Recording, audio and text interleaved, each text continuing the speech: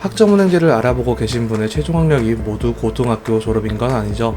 2년제, 3년제 대학을 졸업했거나 아니면 대학을 다니다 자퇴한 분이라면 이전에 다녔던 대학에서 얻은 학점을 학점은행제로 가지고 올 수 있습니다. 그렇다면 모든 학점을 다 살릴 수 있을까요? 3년제를 졸업하신 분들은 120학점까지 살릴 수 있다고 하는데 20학점만 취득하면 4년제 졸업장이 나오는 걸까요? 아닙니다. 오늘은 학점 인정 대상학교, 즉 정적대학교 학점에 대해서 알아보도록 하겠습니다. 전문대학교를 졸업했거나 대학을 자퇴했다면 전에 다녔던 대학교의 학점을 가지고 올 수 있습니다. 이를 학점 인정 대상학교라 하죠.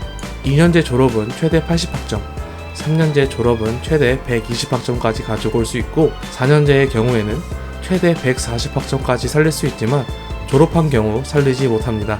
지금 이렇게 말씀드린 대로만 학점을 갖고 올 수 있다면 정말 좋겠지만 갖고 있는 학점을 전부 가져올 수 없는 경우도 있습니다. 앞선 영상에서도 설명을 드렸지만 학점은행제를 시작하기 전에 보유하고 있는 전적대 학점이 내가 이수하고자 하는 전공에 어느 정도 사용이 가능한지 먼저 확인을 해야 합니다. 학습자님이 최종 학력이 전문대 졸업이거나 아니면 대학 자퇴를 했다면 전적대학교 학점을 가지고 올 수 있다 설명드렸지만 전적대학교 전공과 목표하는 전공 두 가지가 다를 때에는 전부 다 살리는 게 불가능합니다. 이해를 돕기 위해 예를 보여드리자면 해당 성적증명서는 인하공전의 산업디자인학과 성적증명서입니다. 14년도와 18년도 2년 동안 취득한 학점은 총 81학점이라 나와있죠.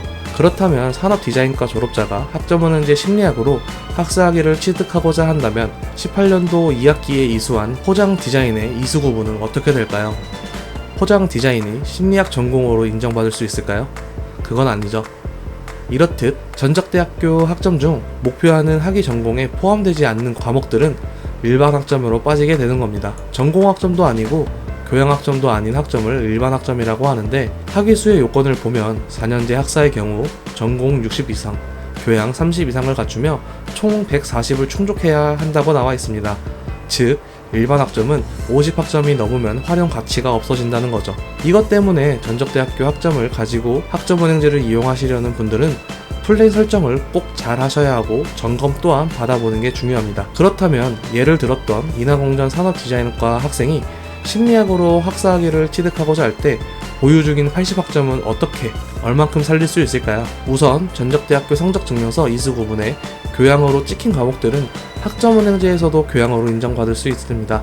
그렇다면 실용 한자, 생활영어 입문을 시작으로 대학 생활을 위한 실용 구문까지 기본적으로 14학점을 교양으로 인정받을 수 있죠. 또 확인해보니까 14년도 2학기에 이수한 색채이론, 18년도 1학기에 이수한 디자인론 두 과목 역시 학점은행제 교양으로 인정받을 수 있는 걸 확인했습니다. 그렇게 총 18학점의 교양을 인정받을 수 있고 말씀드린 것처럼 일반 학점은 50학점이 넘어가면 활용 가치가 없으니 81학점 중 68학점을 살려 심리학 학사학위 과정을 진행할 수 있겠네요. 만약 학습자님의 이전 전공과 목표 전공이 같다면 2년제 졸업자의 경우 최대 80학점, 3년제 졸업자의 경우 최대 120학점까지 가지고 올 수 있고 4년제의 경우 최대 140학점까지 살릴 수 있을 테니 크게 걱정 안 하셔도 됩니다. 걱정이 되는 분들은 학점 인정 신청 기간에 맞춰서 학점 인정 신청을 해보거나 주변에 믿음직한 플래너가 있다면 플랜을 한번 받아보는 것도 방법입니다. 영상 시청 후에 궁금한 부분이 있다면 댓글을, 별도의 상담을 신청하고자 하신다면 더보기라는 링크를 클릭하셔서 문의 남겨주시면 답변 도와드리도록 하겠습니다. 학습자분들이 모르고 넘어가는 부분 없이 학점은행제를 진행할 수 있도록 더욱 노력하겠습니다. 감사합니다.